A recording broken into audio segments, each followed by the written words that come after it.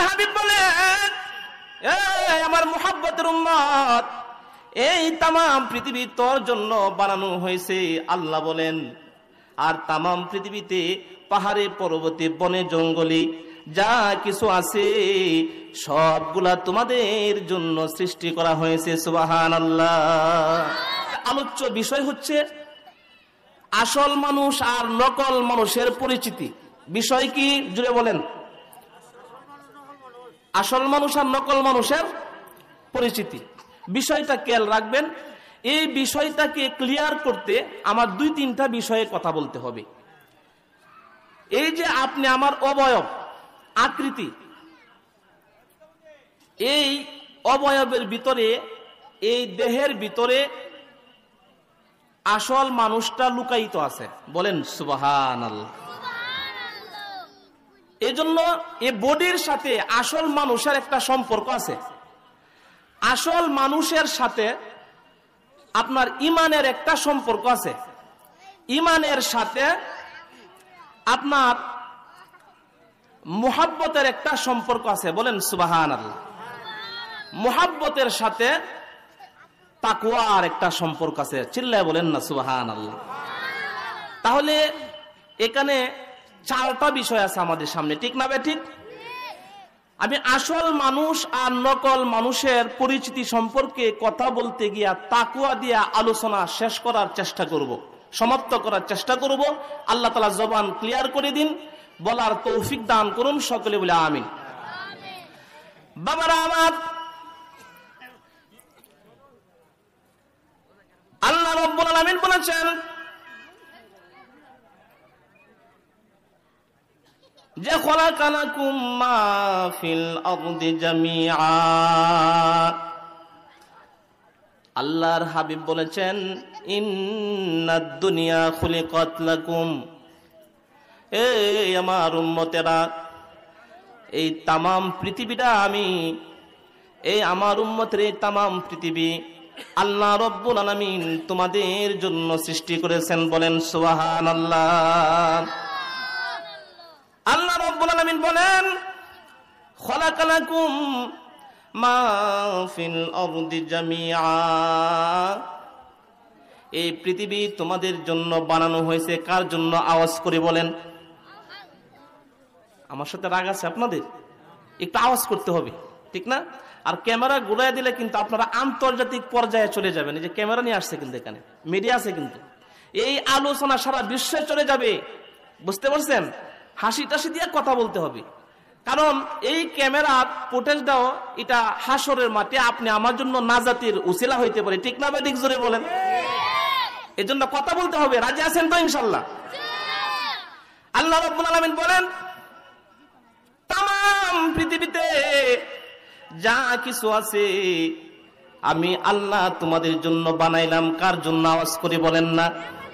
আল্লাহ রাব্বুল আলামিন বলেছেন তামাম পৃথিবীর মধ্যে যা কিছু আছে রে বান্দা, আমি আল্লাহ তোর জন্য বানায়া দিলাম। সুবহানাল্লাহ। আল্লাহর হাবিব বলেন এই আমার মুহাব্বতের উম্মত, এই তামাম পৃথিবী তোর জন্য বানানো হয়েছে আল্লাহ বলেন। আর তামাম পৃথিবীতে পাহাড়ে পর্বতে বনে জঙ্গলে যা কিছু আছে সবগুলা তোমাদের জন্য সৃষ্টি করা হয়েছে। সুবহানাল্লাহ।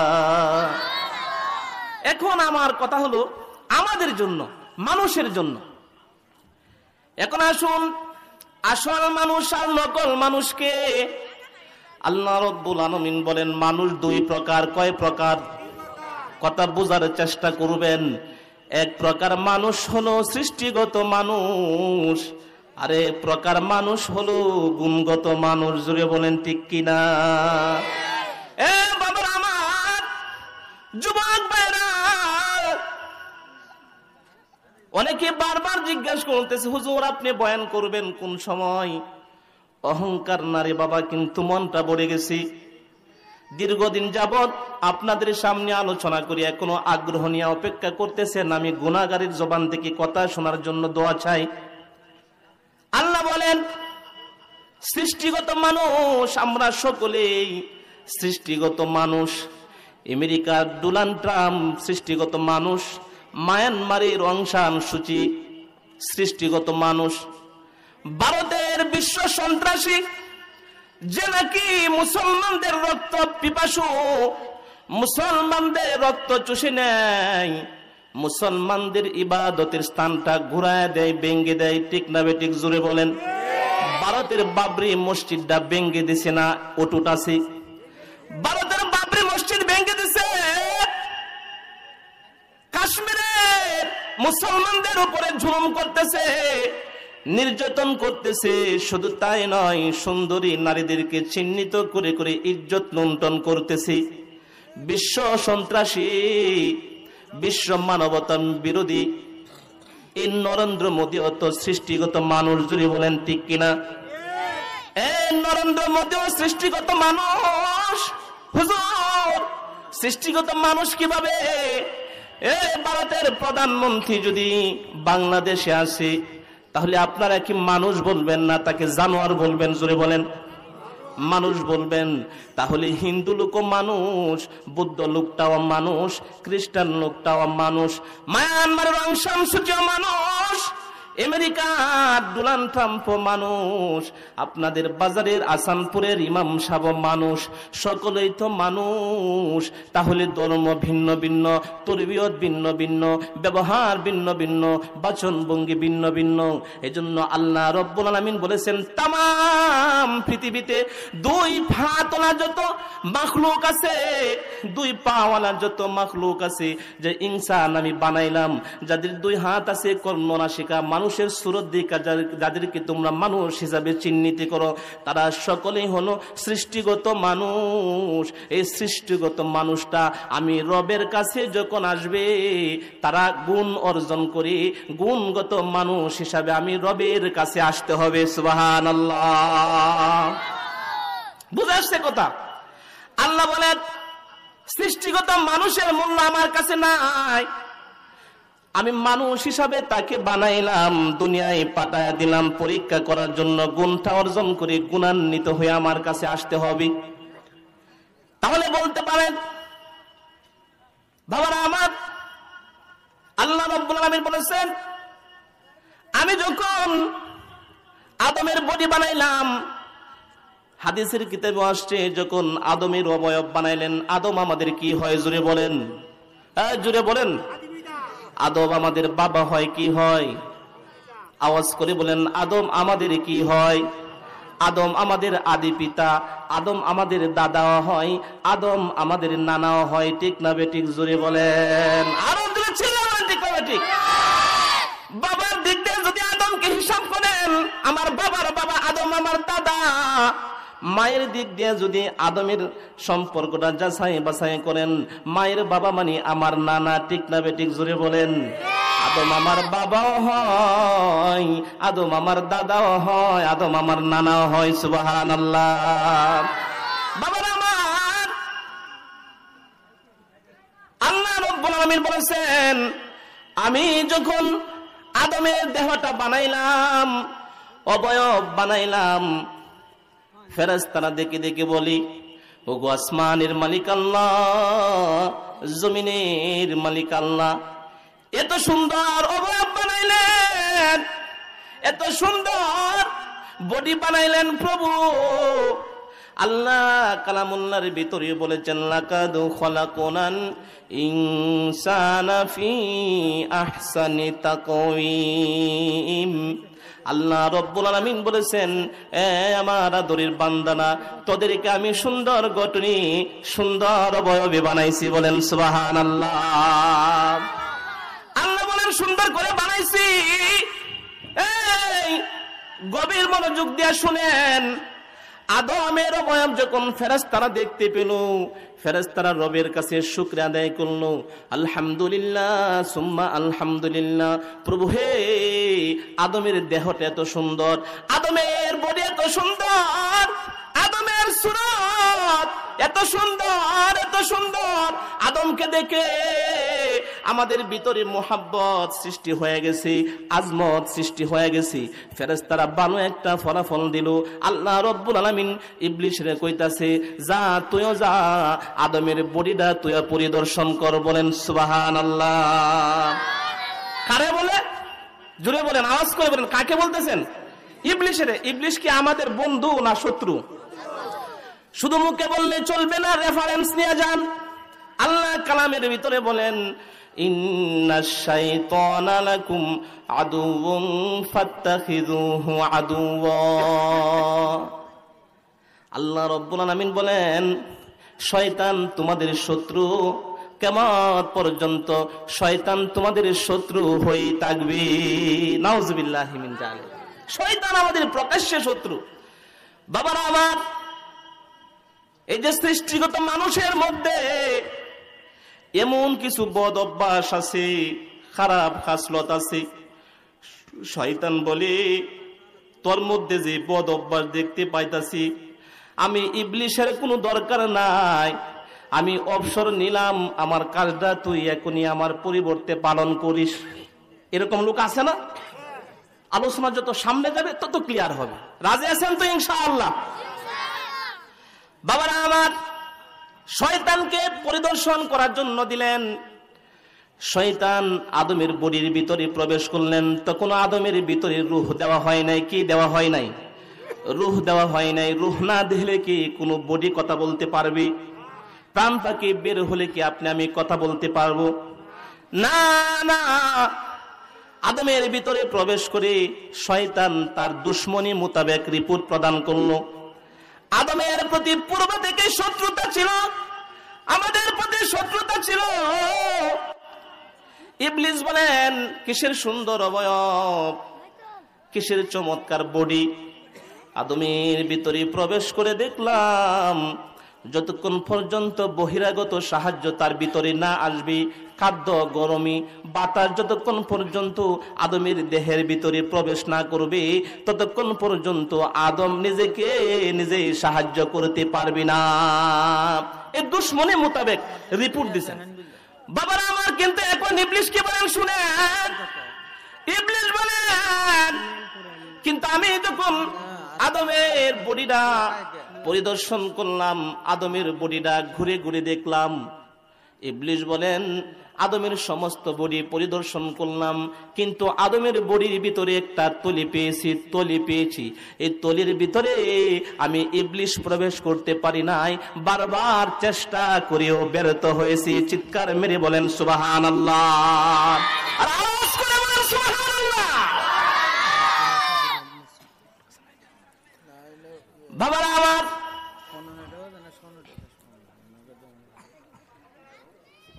এই যে ইবলিস বলছেন যে বারবার চেষ্টা করে ব্যর্থ হলাম, এই তলির ভিতরে আমি প্রবেশ করতে পারি নাই। এজন্য আল্লাহ রাব্বুল আলামিন বলেছেন, মানুষের এই আকৃতিটার নাম প্রকৃত মানুষ নয়, মানুষের এই প্রকাশ্য অংশের নাম মানুষ নয়। যে ইবলিস বলেছেন, আদমের ভিতরে একটা তলি পেয়েছি, তলির ভিতরে প্রবেশ করতে পারি নাই, এই তলিটা হলো প্রকৃত মানুষ। বলেন সুবহানাল্লাহ। তাহলে আসল মানুষের পরিচয় পাইতেছেন? পরিষ্কার হচ্ছে তো? এই বডির নাম প্রকৃত মানুষ না, এই বডিটাকে আল্লাহ রাব্বুল আলামিন এজন্য বানাইছেন। আল্লাহ রাব্বুল আলামিন বলেন, আব্দুর রহমানের চেহারা আব্দুর রহিমের সাথে মিলে নাই, ফজর আলীর চেহারা আরব আলীর সাথে মিলে নাই, আব্দুল আলীর চেহারা করম আলীর চেহারার সাথে কোনো মিল নাই। ঠিক না বেঠিক? আল্লাহ রাব্বুল আলামিন বলেছেন, চেহারার অবয়বটা দিয়েছে দেখে দেখে তাকে চেনার জন্য। মানুষের অবয়ব বানাইছে এই জন্য একজন অপরকে যেন সহজে চিনতে পারি। কিন্তু এই প্রকাশ্য অংশের ভিতরে আমি একটা গোপন হাকিকত রেখেছি, বাস্তবতা রেখেছি।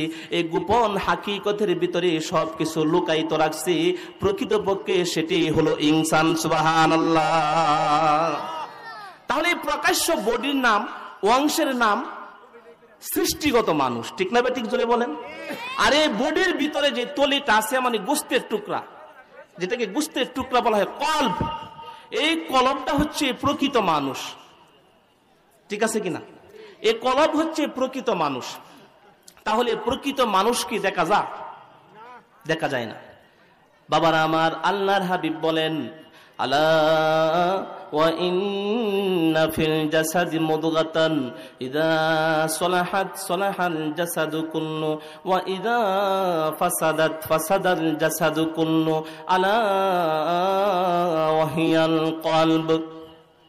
বাবারা আমার, আল্লাহর হাবিব বলেন, এ আমার মুহাব্বতের উম্মত, তোর দেহের ভিতরে একটা গোশতের টুকরা আছে। কিসের টুকরা আছে? জোরে বলেন।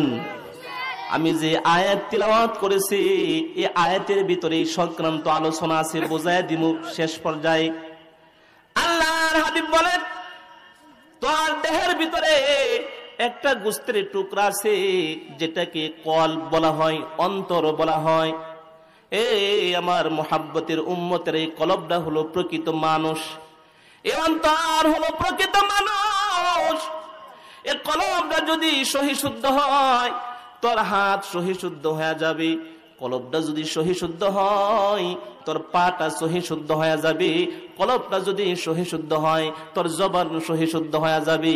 কলবটা যদি সহি শুদ্ধ হয়, তোর চোখের চাহনিটা সহি শুদ্ধ হয়ে যাবে।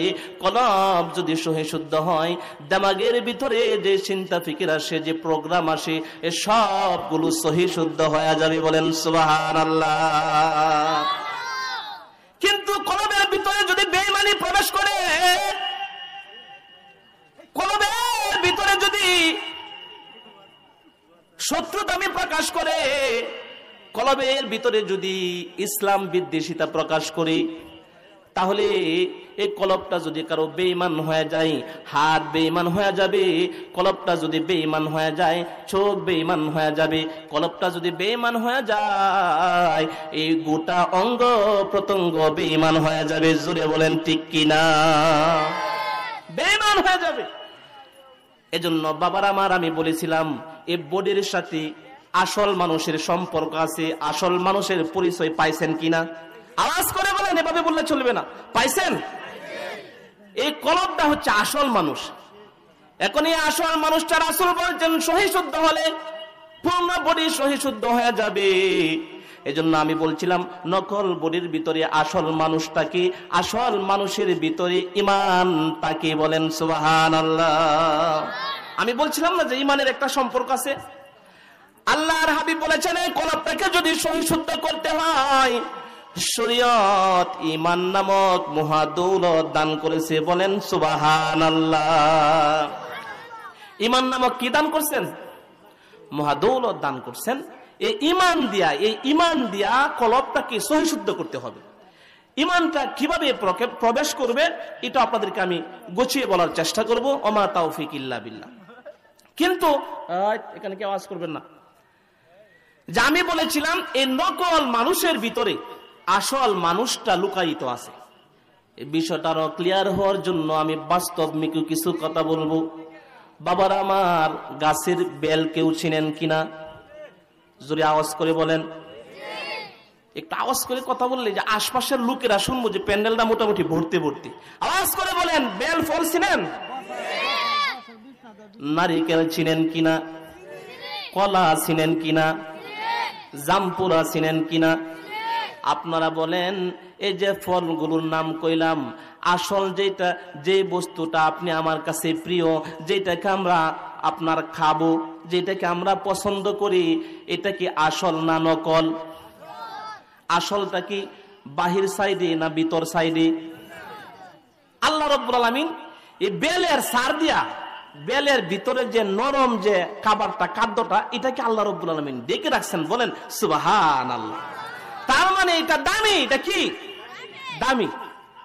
তেমনি ভাবে কলবটা অনেক দামি, অন্তরটা অনেক দামি। অন্তর মুখলিস, অন্তর ইমানদার, অন্তর কারোর সাথে বিশ্বাসঘাতকতা করে না। অন্তর জিন্দেগিতে একটা মিথ্যা কথাও বলে না। অন্তর চুরি করলেও সাক্ষ্য সত্য সাক্ষ্য প্রদান করি, ডাকাতি করলেও সত্য সাক্ষ্য প্রদান করি, অন্যের সম্পদ আত্মসাৎ করলেও অন্তরকে যদি জিজ্ঞাসা করেন, কলবকে যদি জিজ্ঞাসা করেন, মিথ্যা বলবে না, সত্য বলে সাক্ষ্য প্রদান করবে। সুবহানাল্লাহ। এই জন্য অন্তরটাকে আল্লাহ রাব্বুল আলামিন এই নকল বডি দিয়া ডেকে রাখছেন, বলেন না সুবহানাল্লাহ। বাবারা আমার, এজন্য এই কলব যদি নষ্ট হয়ে যায় অঙ্গ প্রত্যঙ্গ নষ্ট হবে। সহজে বোঝার জন্য বলতেছি, বেলের ভিতরটা যদি নষ্ট হয়ে যায় বাহিরটা নষ্ট হবে কিনা?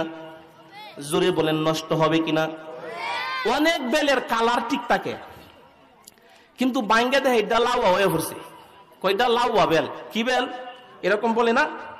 আচ্ছা যাই হোক, কাঁঠাল এই সামথিং হালকা একটু পছন্দ করলে হয়তো বোঝা জানা, ভিতরে যদি মনে করেন এই কুশটা ফসাতা হ্যাঁ, তাহলে এটার যে প্রভাবটা উপরের আবরণটার মধ্যে পড়ে কিনা? বেলের ভিতরটা নষ্ট হইলে বেলের যে উপরে যে কালারটা আবরণটা এটার মধ্যে পড়ে কিনা? কালারটা নষ্ট হয়ে যায় না? কালারটা নষ্ট হয়, মানুষ বুঝতে পারে। তা যাই হোক, এখন যে কথাটা বলতে চাইছিলাম, এ মানুষ কলবটাকে সহি শুদ্ধ যদি করতে হয় তাহলে কুরআন হাদিসের পথে মতে চলে না মন গড়া তরিকায় চলে সহি শুদ্ধ করতে হবে? কথা বুঝে আসতেছে আপনাদের? কুরআন হাদিসের পথে চললে কলব ঠিক হবে না মন গড়া তরিকায় চললে কলব ঠিক হবে? আচ্ছা, বেল উপরে একটা আবরণ আছে, নারিকেল উপরে একটা আবরণ আছে, জাম্বুরা উপরে একটা আবরণ আছে, কাঁঠাল উপরে একটা আবরণ আছে। এটা খাওয়ার একটা তরিকা আছে না, সিস্টেম আছে না? আপনি যদি রোগী মানুষের একটা বেল নিয়ে যান রোগী মানুষের কাছে, গিয়া বলতেছেন, দাদা তোমার খুব মোহাব্বত করি, তোমার নাকি পেটে সমস্যা, দাদা গো তোমার জন্য একটা বেল নিয়ে আসছি, দাদা কিন্তু শর্ত হলো বেলটা ফাটায় খাইতে পারবা না, ভেঙ্গে খাইতে পারবা না, আবরণ সহকারে কামড়ায়া কামড়ায়া খাইতে হবে। কি মনে করেন খাওয়ান যাইবো? বাবারা আমার, নারিকেল নিয়ে গেলেন, দাদা নারিকেল পছন্দ করো, কিন্তু শর্ত হলো তোমার খুব মোহাব্বত করি নারিকেলটা দিছি, সুলাইতে পারবা না, আবরণ সহকারে কামড়ায় খাইতে হবে। পারবে কিনা? বাবারা আমার, জাম্বুরা নিয়ে দিলেন, বলেন আবরণ সহকারে খাইতে হবে, পারবেন কিনা? খাওয়া যাবে না, কারণ এটা তরিকা না, সিস্টেম না, ঠিক না বেটি? কিন্তু কিছু গয়রা মাথা লোক আছে না, গয়রা কিছু লোক আছে না, গ্রামের বাংলা, গ্রাম বাংলা ভাষা তো গয়রা মানুষই বলে, হ্যাঁ বলতেছে না আমি আবরণ সহকারে কামড়ায় কায়াম। বাবা আমার, এমন কোন দুঃসাহসী লোক যদি বের হয়, আমি বেলটাকে ফাটায়া কামনা, নারিকেলটাকে সোলায়া কামনা, ওই কলা তরে সোলায়া কামনা, এই জাম্বুরা তরে আমি সোলায়া কামনা, তোর আবরণ সহকারে আমি কি ফালমু? মনে করেন এমন দুঃসাহস কেউ করবো, এটা একটা উপমা, আলোচনা বুঝবার একটু সামনে যাওয়ার পরেই বেলকে যদি আবরণ সহকারে খাইতে যান, বেল আপনাকে বলবে সাবধান, এমন দুঃসাহস করো না, আমাকে যদি কামড়ায় খাইতে আসো সাফার দাঁত একটাও থাকবে না, সবগুলা জোরে জোরে পড়ে যাবে, ঠিক না বেটি? আওয়াজ করে বলেন ঠিক না বেটি? বেল বলবে এটা খাওয়ার তরিকা না, আবরণটা দিয়া তোর জন্য আল্লাহ যেটা নিয়ামত বানাইছেন এটাকে ডেকে ডাকছেন সে টাকা, কিন্তু সিস্টেম অনুযায়ী বাড়ি একটা কিছু দিয়া হাতুড়ি দিয়া লোহা দিয়া আমারে ফাটায়া ফেল ভিতরের নরম অংশ টাকা। কিন্তু যদি দুঃসাহসিকতা দেখান, দাঁত একটা একটা জোরে পড়বে। বেলে বলে শুধু দাঁত পড়বে না, জামির গুড়া দিয়া রক্ত বের হবে, তোর গাল কেটে রক্ত বের হবে, ঠোঁট কেটে রক্ত বের হবে, ঠিক না বেটি? বাবা আমার, কেন বের হবে? সিস্টেম অনুযায়ী আপনি কেটে গেলেন না, মান গড়া যুক্তি যুক্তি পেশ করলেন, মন করে কৌশলে বেল খাইতে চাইছেন, এজন্য বেলের উপরের আবরণের গুতুনিকায় দাঁত পড়ে গেছে, আপনার চেহারা ছেলে গেছে, মারির গুড়া দিয়া রক্ত বের হয়েছে, টুট কেটে রক্ত বের হয়েছে, ঠিক না বেঠিক? জোরে বলেন। বাবার আসুন, জাম্বুরার কাছে গেলেন, তোমার আবরণটা তো বেলের মতো শক্ত না, তোমার ইচ্ছা করলে আমি কামড়ায় কামড়ায় খাইতে পারমু রে, তরে আমার আর সুলাইতে হবে না, ঠিক না বেঠিক? জোরে বলেন। জাম্বুরা বলে না না, এত সহজ না, বেলের আবরণ শক্ত, তোমার দাঁত জোরে জোরে পড়লো হলে আঘাতের কারণে তোমার জামির গুড়া দিয়ে রক্ত বের হইতো, টুট কেটে যাইতো, কিন্তু আমি জাম্বুরার উপরের আবরণটা নরম হলেও আমার মধ্যে এমন একটা কেরামতি আছে, যদি তুমি কামড় দাও সুলায়া না খায়, যদি কামড়ায় কামড়ায় কেটে চাও, আমার মধ্যে এমন এক প্রকার স্প্রে আছে, আমি যখন স্প্রেটা করব তোমার চোখের মধ্যে যন্ত্রণা শুরু হবে, আমি যখন স্প্রে করে দেব তোমার মুখের ভিতরে যন্ত্রণা শুরু হবে, আমি যখন স্প্রে করে দেব তোমার মগজের ভিতরে যন্ত্রণা শুরু হয়ে যাবে, আমি যখন স্প্রে শুরু করে দিব রে তোর দুই টুটির মধ্যে যন্ত্রণা শুরু হয়ে যাবে। ঠিক না বেঠিক? জোরে বলেন, আওয়াজ করে বলেন ঠিক না বেঠিক? কারণ জাম্বুরা আপনাকে স্প্রে করে দিবে, একটা কোষ আছে, চিটকি মেরে গিয়ে আপনার নাকে মুখে পড়বে। ঠিক না বেঠিক? জোরে বলেন। তাহলে জাম্বুরা খাইলে সিস্টেম অনুযায়ী খেতে হবে। ঠিক না বেঠিক? জাম্বুরা খাইলে কি অনুযায়ী খেতে হবে? সিস্টেম অনুযায়ী। বাবার আমার, সব জিনিসের এমন একটা সিস্টেম আছে। কলা যদি আপনি বলেন কলার আবরণটা নরম, যদি আপনি এই কলার আবরণ সহকারে কেটে চান, কলা প্রতিবাদ করবে, এত সহজ না। আমার আবরণের ভিতরে চিকন চিকন আঁশ আছে, চিকন চিকন সুতা আছে, আবরণ সহকারে যদি কামড়া কেটে চাও, আমি তোমার জিহ্বার দাঁতের গোড়ার মধ্যে উড়া বেড়া লাগাইয়া দিব। ঠিক না বেঠিক? জোরে বলেন, আওয়াজ করে বলেন ঠিক না বেঠিক? তার মানে বেল ফল, জাম্বুরা ফল, কলা যা খান সিস্টেম অনুযায়ী খাইতে হবে। ঠিক না বেঠিক? তো যাই হোক, আপনার এই অন্তরকে ঠিক করার জন্য ঈমান দিছি। ঈমান, এই ঈমানটা পবিত্র, অন্তর পবিত্র, জি, অন্তরটা পবিত্র, ঈমানটা পবিত্র। এজন্য পবিত্র জিনিস অপবিত্র স্থান গ্রহণ করে না। এজন্য ঈমান যেমন পবিত্র, এটা কলবের ভিতরে গিয়া আশ্রয় গ্রহণ করে। চিৎকার মেরে বলেন সুবহানাল্লাহ। আর এই কলবের ভিতরে যখন ঈমানটা গ্রহণ করি, এখন কার কলবে ঈমান আছে, কার কলবে ঈমান নাই, এটা বুঝতে হবে না? যার কলবে ঈমান আছে সে হচ্ছে আসল মানুষ, যার কলবে ঈমান নাই সে হলো নকল মানুষ। জোরে বলেন ঠিক কিনা? এজন্য আসল মানুষ নকল মানুষ কারা, আপনারা তা আপনারই বুঝা মাহফিল থেকে বিদায় নিবেন। যারা আসল মানুষ, যাদের কলবে ঈমান আছে, এই ঈমানটা হাত পা অঙ্গ প্রত্যঙ্গের মাধ্যমে প্রকাশ পাবে। বলেন সুবহানাল্লাহ। বাবারা আমার, রাসূল আরবি সাল্লাল্লাহু আলাইহি ওয়াসাল্লাম বলেন, আল ঈমানু সিররু ওয়াল ইসলামু আলানিয়া। আল্লাহর হাবিব বলেছেন, ঈমান একটা গোপন বস্তু, আর ইসলাম হচ্ছে প্রকাশ্য বস্তু। ঈমানটা যতক্ষণ গোপন থাকে এটা ঈমানই থাকে, আর হাত পায়ের মাধ্যমে যখন প্রকাশ পায় তখন ইসলাম প্রকাশ পায়। বলেন না সুবহানাল্লাহ। যার কলবটা ঈমানদার, তার কথাবার্তা, আচার ব্যবহার, চাল চলন, সমস্ত কিছুর মধ্যে ঈমান প্রকাশ হবে। চিৎকার মেরে বলেন সুবহানাল্লাহ। আর কলবে বেঈমানি প্রবেশ করে, তার মাধ্যমে অঙ্গ প্রত্যঙ্গের মাধ্যমে বেঈমানি প্রকাশ পেতে থাকবে। এজন্য বাবার আমার, যার কলবের ভিতরে ঈমান আছে, হাদিসের কিতাবে ঈমানের আরেকটা নাম আছে, বলবো কিনা? আরো জোরে বলেন, বলবো কিনা? আওয়াজ করি। ঈমানের দ্বিতীয় নাম হচ্ছে মুহাব্বত। কি? ঈমানের দ্বিতীয় নাম হচ্ছে মুহাব্বত। আমি যে আয়াতে কারিমা তিলাওয়াত করেছি, এই আয়াতে কারিমার সাথে মুহাব্বতের একটা মিল আছে, ঈমানের একটা মিল আছে। ফাত্তাকুল্লাহ ওয়া আসলিহু যাতা বাইনিকুম ওয়া আতিউল্লাহ ওয়া রাসূলহু ইন কুনতুম মুমিনিন। বলেন না সুবহানাল্লাহ। বাবার আমার, এই আয়াতে কারিমার মধ্যে সাহাবীদেরকে লক্ষ্য করে বলতেছেন, আল্লাহ রাব্বুল আমিন কেন লক্ষ্য করলেন? বদরের যুদ্ধের মধ্যে যুদ্ধের মালামাল বিলি বন্টন নিয়ে সাহাবায়ে কেরামের মধ্যে একটা আপত্তিকর বিষয় দেখা দিলেন।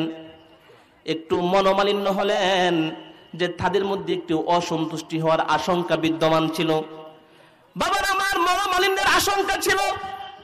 আল্লাহ রাব্বুল আমিন আয়াতে কারিমা নাযিল করে অবগত করে দিয়েছেন, ফাত্তাকুল্লাহ, তোমরা আমাকে ভয় করো, আল্লাহকে ভয় করো। ওয়া আসলিহু যাতা বাইনিকুম, তাকওয়া পরহেজগারির মাধ্যমে তোমরা তোমাদের ভ্রাতৃত্বের সম্পর্ক সুন্দর রাখো, বজায় রাখো, আত্মীয়তা সম্পর্ক ঠিক রাখো, সামাজিকতা ঠিক রাখো, আর রাষ্ট্রীয় যে নিয়ম কানুন তাকওয়া পরহেজগারির মাধ্যমে ঠিক রাখতে হবে। বলেন না সুবহানাল্লাহ। আমি বলেছিলাম তাকওয়া দিয়ে আলোচনা শেষ করব। এখন এই তাকওয়া পরহেজগারিটা কি, কিভাবে আসবে ভিতরে? যার ভিতরে ঈমান নাই তার মধ্যে মুহাব্বত নাই, যার মধ্যে মুহাব্বত নাই তার মধ্যে তাকওয়া পরহেজগারি নাই। আল্লাহ রাব্বুল আলামিন আরেকটু বিশ্লেষণ করে বলতেছেন, ওয়া আতিউল্লাহা ওয়া রাসূলাহু ইন কুনতুম মুমিনিন। বলেন সুবহানাল্লাহ। বাবার আমার, আল্লাহ রাব্বুল আলামিন বলেন যদি নিজেকে পূর্ণ ঈমানদারের দাবি করো তাহলে আমার আনুগত্য করো, রাসূলকে অনুসরণ করো, অনুকরণ করো। আল্লাহ রাব্বুল আলামিন বলেছেন ঈমানের দাবি হলো আনুগত্য, ঈমানের ফলাফল হলো আনুগত্য, আর আনুগত্যের ফলাফল হলো তাকওয়া। বলেন সুবহানাল্লাহ। যার মধ্যে ঈমান আছে তার মধ্যে মুহাব্বত আছে, যার মধ্যে মুহাব্বত আছে তার মধ্যে তাকওয়া আছে। তাকওয়া মানে ভয়, আযাব গজবের ভয়, শুধু সংক্ষিপ্ত ভাবে বলবো। বাবার আমার, পরিপূর্ণ ঈমানদারি কিভাবে আসে? আল্লাহ রাব্বুল আলামিন বলেছেন আসল মানুষ আর নকল মানুষের কাজ কোনটা? কুনতুম খায়রা উম্মাতিন উখরিজাত লিন-নাসি তা'মুরুনা বিল মা'রুফি ওয়া তানহাউনা আনিল মুনকার। আল্লাহ রাব্বুল আলামিন বলেন আমি মানুষকে জন্য সৃষ্টি করেছি, তারা সৎ কাজের আদেশ করবে, অসৎ কাজের নিষেধ করবে। যদি সৎ কাজের আদেশ করে তাহলে কোনো সমস্যা হবে না, যখন অসৎ কাজ থেকে বাধা প্রদান করে মুসিবত আসবে। আর আল্লাহ রাব্বুল আলামিন এই মুসিবতের সময় কি হবে, কি করতে হবে সবক দিয়েছেন, ওয়াসবির আলা মা আসাবাক ইন্না যালিকা মিন আজমিল উমুর। বলেন সুবহানাল্লাহ। আল্লাহ রাব্বুল আলামিন বলেছেন আসল মানুষ যারা সৎ কাজের আদেশ করবে, অসৎ কাজ থেকে মানুষকে বাধা প্রদান করবে। এখন অসৎ কাজ থেকে মানুষকে বাধা প্রদান করতে গিয়ে আমি সুদের বয়ান করলাম, তালাকের বয়ান করলাম, ঘুষের বয়ান করলাম, মুনাফিকের বয়ান করলাম, যারা সমস্ত কাজে ইনসাফ আনয়ন করে না তাদের বিষয়ে কথা বললাম। আপনারা বলেন এই কথাগুলো বললে পক্ষে যাবে না বিপক্ষে যাবে? আওয়াজ করে বলেন। বিপক্ষে যাবে। সুদের কথা বললে সুদের বিপক্ষে যাবে, সুদখোরের বিপক্ষে যাবে। তালাকের বিরুদ্ধে কথা বললে যারা বউকে ছেড়ে দিয়েছে তাদের বিরুদ্ধে যাবে। ঘুষখোরের বিরুদ্ধে কথা বললে ঘুষখোর যারা খায় তাদের বিরুদ্ধে যাবে। সুদখোরের বিষয়ে কথা বললে যারা সুদী ব্যবসা করে তাদের বিরুদ্ধে যাবে। ঠিক না বেটি? যতক্ষণ আপনি সৎ কাজের আদেশ করবেন ততক্ষণ আপনি ভালো, যে আপনি গর্জন দিবেন অসৎ কাজ থেকে মানুষকে বাধা প্রদান করার জন্য বিভিন্ন দিক দিয়ে মুসিবত আসবে। বাবার আমার, এই যে বেলের কথা বলছিলাম এখানে আরেকটু যেতে হবে। যদি বেল কিনতে যান অনেক সময় উপরের কালার ডিসকালার থাকে, কালারটা ঠিক থাকে না। জোরে বলেন ঠিক কিনা? যদি জিজ্ঞাসা করেন এই ফল ব্যবসায়ী ভাই বলে বেলের উপর দিয়া শিলামিলা কেন, উপরের কালার ঠিক নাই কেন? হুজুর গাউসিয়া থেকে বেল নিয়ে আসছি, রাঙ্গা মাটি থেকে বেল নিয়ে আসছি, সলার গোসা কাইতে কাইতে উপরের সাল গেছে গা। ঠিক না বেটি?